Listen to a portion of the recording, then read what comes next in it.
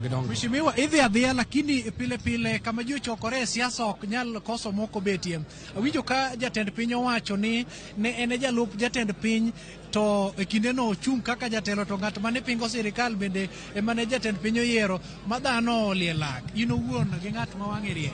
Anto kadi penja ka part no kopo no ndiknego e speech dogole oko.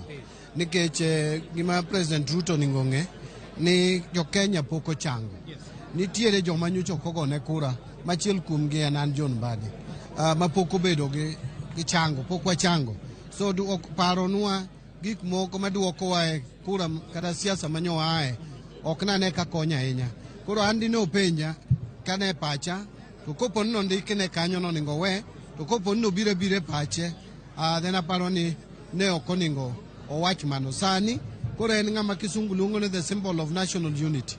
Ene president wawero kata ok wahero joma nogochone gi joma nokogochone. So oningo koro were gi weche ma pod chiero adhola kata miyo chunywa chako bedo gi paro kuom gik mosetimore mondo koro wang'i mbele nyocho singo gik mang'eny moningo be notimo ne jo Kenya. Odich gi mano wan kaka joma kwedo sirikal ok wadhi kwedo bende in fact ok oningo luongwa ni joma kwedo kana mapingo. Wan joma ng'iyo kaka sirikal oningo be nitiyo kare. Koro wan bende wabiro miye tich mayot.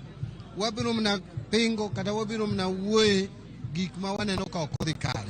To kokelo gik mabeyo manyalo konyo jopiny to bende waungo mna lwedo. So owaye weche mag siasa mondo koro wabedi e weche mag dongruok. Erokamano. Kakora weyi mheshimiwa Babu bende nitie